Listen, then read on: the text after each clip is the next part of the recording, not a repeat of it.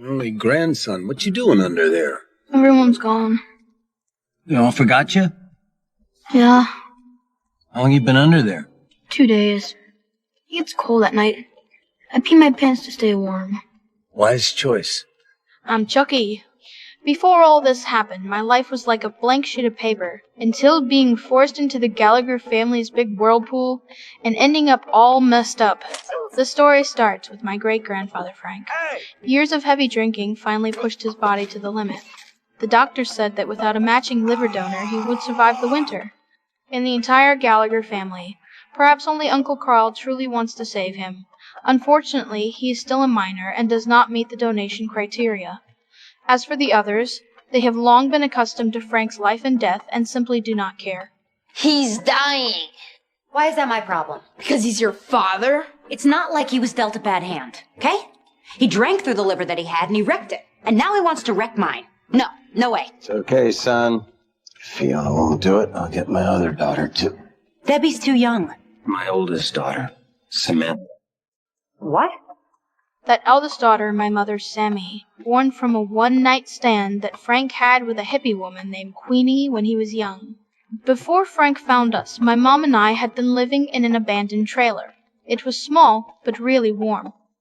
最近为了给大家呈现更优质的视频，我换了台新设备来剪辑，而且没花什么钱，因为我把闲置物品回收了，换钱买的。我最近收拾家里，发现不少闲置都落灰了，之前没时间一个个卖，又懒得扯皮，干脆叫转转上门全部打包回收了。没想到这些主机、相机、投影仪啥的加起来有6、7千呢。要我说，谁家没几个闲置啊？想轻松处理，我强烈推荐转转。The first time I met Frank, my mom and I had no idea who he was, but Mom seemed to like him a lot. She kept bringing him back to our trailer. Whenever he came over, I couldn't even sleep properly. He talked loudly. His laugh sounded like a cough, and he always reeked of alcohol, mixed with a kind of, a fucking indescribable stench of shit. Later we found out he was deathly ill and needed a major surgery. Mom was willing to do anything for him, even ready to donate part of her liver. But guess what? This dying old man was actually her biological father. Mom went crazy with anger when she first found out, but that bit of resentment was quickly overwhelmed by her longing for fatherly love. She started to enlist me in taking care of the seriously ill Frank. It means a lot. You looking after me like this. I am a lucky public. Oh, Chuckie! Be careful! No, it's fine. It's fine. You didn't mean to. Did your temples. Funny kid.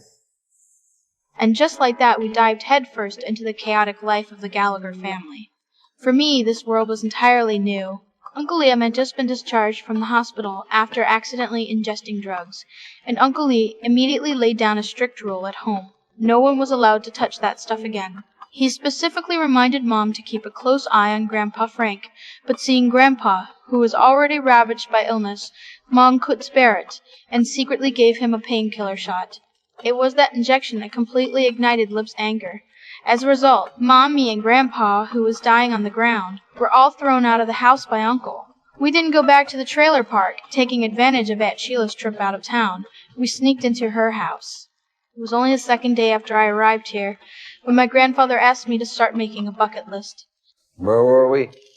Number 9, rob a convenience store. Number 10, recycle scrap metal. Number 11, prostitution. Nix that one. My thrill drill is out of juice. Number 12, sperm bank. See number 11. To keep Grandpa Frank alive, Mom came up with a plan. She pretended to put Aunt Sheila's house up for sale with a sign outside, and kept collecting deposits from different buyers.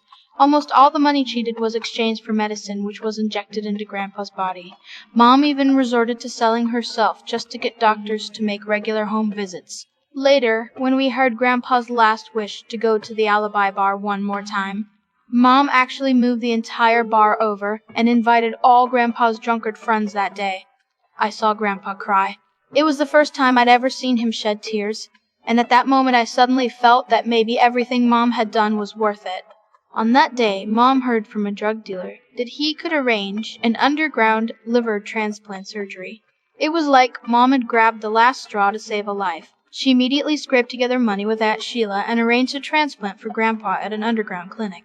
The result, as one might expect, was that Grandpa didn't get a new liver. Instead, even his originally healthy kidneys were cut out. Now Grandpa was really on the verge of death, and all of us were waiting for him to take his last breath. But who could have predicted that a doctor suddenly rushed over, saying he was going to replace Grandpa's liver? Just because Grandpa was at death's door, his position on the organ transplant waiting list jumped straight to the top. In this way, Grandpa's liver transplant was ultimately successful. After the surgery, the doctor said to interact more with Grandpa Frank, so that he can stimulate his brain and wake up earlier. I'm not sure all this woo-woo spiritual stuff is gonna help, Dad. Not with that attitude, it won't. I'm having a great time. Oh, yay! What the hell are you guys doing? We're waking Frank's spirit. Why don't you just do this? What happened? Later, Mom took me back to live with the Gallaghers again. Since Aunt Fiona got married, she hasn't come back much, so Mom temporarily took her place and became the new head of the family. She also set many new rules, and our lives continued in this strange atmosphere. My slowness has become an original sin. At this school, I became a target of bullying. To save me from a few more punches, my mom gave Uncle Carl what he wanted, begging him to be my backer at school. Uncle Carl was the school bully, and with him around, no one dared to touch me. Treat this new uncle like a boss. If he says, go east, I dare not go west. Uncle Carl. We interrupting you? No, I'm fine. The story is just getting good. Continue. Rita says, Now after school, people even come up to me to say hello. That's simply awesome. My mom is also extremely happy now, and she sticks with Grandpa Frank every day. But it seems Grandpa has long been fed up with her, and is bent on driving her out of the house, and the knife he picked is his chubby grandson, me. By that time, Uncle Carl had already gotten involved in the flower business, and at Grandpa's instigation, he asked me to help him transport some things. When Uncle Carl tied the stuff tightly around me, I even thought of myself as a natural-born mule, feeling perfectly content. I miss my mom. Be a good little niece, and there's more junk food where that came from. Oh my god, I had no idea what was happening, but just like that, the police arrested me. After I went in, they gave me some kind of IQ test, and surprisingly, I scored 71. That was higher than any grade I'd ever gotten in the test. Mom was extremely worried. She said I was like a cute little round white rabbit and would definitely be bullied inside. She insisted on teaching me on the spot how to ingratiate myself with the prison guards to protect myself. In the end, the judge gave me the lowest sentence, saying that if I stay for 120 days and perform well for 90 days, I can come out. Uncle Carl, though, was all excited. He'd even looking forward to getting locked up every day. When he got sentenced to a year, he was over the moon. Mom was still worried before I left. She drew a silly symbol on my forehead as a talisman. Unexpectedly, I was actually taken in by a group of people inside. I got into a fight with Carl, who was representing the black guys as soon as I arrived. Let's do this. But bad luck always follows me, and the whole blame for the fight ended up falling on me alone. Because Carl had gang connections, he got out early, while my sentence got extended instead. When I finally managed to get out, Mom got arrested for chasing Mickey with a gun. I had no choice but to run back to the Gallagher's place. Hi, Aunt Fiona. Fiona Gallagher? Uh-huh. This Charles is your nephew, correct? I forgot about the swastika. Much better. I'm hungry. Ian, did you get your Nazi nephew some breakfast? If you let the cracker stay, bitch gonna get a shiv in his neck. Right here. No rules. No shivs in Chuckie's neck and no race wars. In the house. Got it? But not long after I started staying there, their house was gone, and the whole family had skipped town. Poor me, I was like a stone by the roadside, completely and utterly forgotten.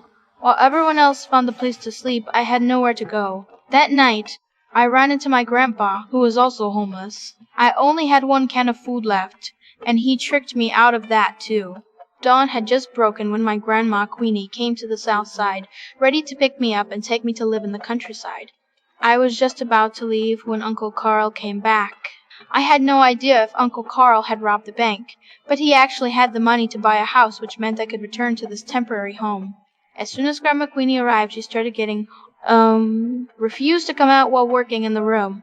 My days at school were just as tough, Having picked up some knowledge in juvie, I wrote a book report on Hitler. Those idiots at school told me to get lost and go home. Kid, what are you doing here? They sent me home from school. Well, beat it. Your grandma and I aren't gonna get into some action. No cock blocking.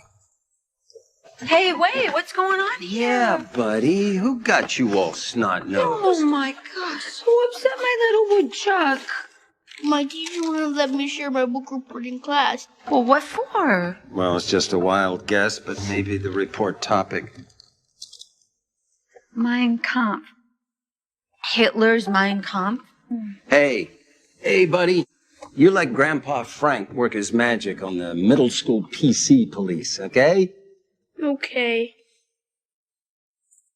Luckily, Grandpa had a mouth like a machine gun. He took me back to school and tore into them so badly that they had nothing to say. At least, he helped me save face. Although Grandma Queenie has a pretty chaotic lifestyle, deep down that sense of responsibility, as a grandma hasn't completely rotted away, she realized that the Gallagher house is no place for anyone to live. He was dead set on taking me to that rural commune in the countryside. Due to conflicts between her pregnancy and her family, Debbie decided to go with us. And Grandpa Frank, trying to escape from the drug dealers who were after him, tagged along too. Good night, Chuckapoo. Well, what was a mountain lion? We are barely outside of the city, kid.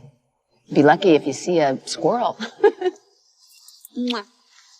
Because Debbie was scared of the way things worked here, Grandpa Frank had to take her back.